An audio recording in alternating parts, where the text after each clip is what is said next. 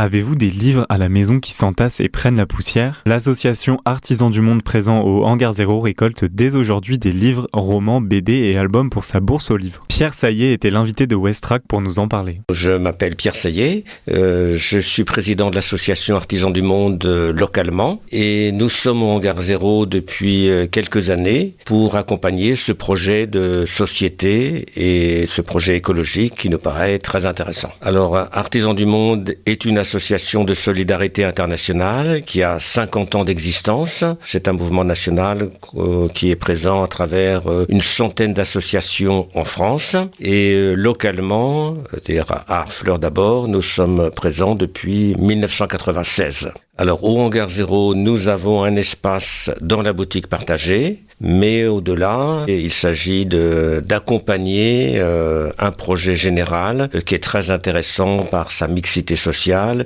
et puis ses ambitions écologiques. La coopérative du Hangar Zéro s'est trouvée en difficulté depuis l'année dernière. Nous avons eu une très bonne nouvelle au mois d'août avec un plan de continuation qui nous donne une dizaine d'années, pas de vie facile forcément, mais d'espoir sérieux d'arriver au bout de notre projet. Et il s'agit aussi d'accompagner cet effort. Et là, nous avons eu l'idée d'organiser une bourse aux livres pour essayer de récolter un peu d'argent pour le Hangar Zéro, comme pour l'association des résidents de la boutique. Alors, c'est aussi, c'est pas uniquement une question d'argent, c'est aussi créer du lien avec les gens du quartier. Ça fait partie de notre mission locale, si on peut dire. Donner une chance aux livres, c'est aussi une deuxième chance aux livres ou une troisième chance aux livres. C'est des rencontres, des échanges sur le livre, des possibilités de faire venir des gens et d'échanger. Et nous espérons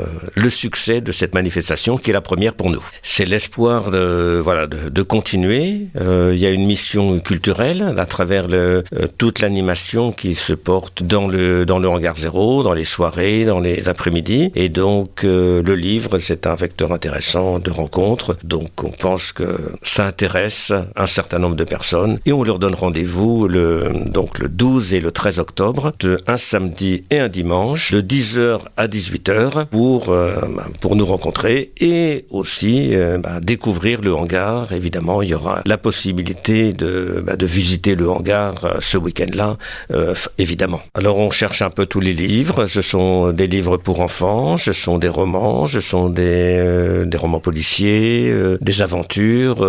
On prend tout ce qu'on nous donne. Ça a déjà été apporté. Il y a déjà des choses qui ont été apportées. C'est commencé, mais il faut pas mal de choses pour arriver à fournir au public qui va venir une offre de livres intéressante. Il faut être raisonnable. Un livre dont les pages ne tiennent plus, par exemple. Non, on peut pas prendre, ou un livre trop abîmé, ou écrit à l'intérieur, ce qui est un peu désagréable. On peut pas prendre, évidemment. Alors nous avons commencé. Nous stockons les livres dans une pièce, parce qu'il y a un travail de tri, de rangement, de classement, d'étiquetage aussi.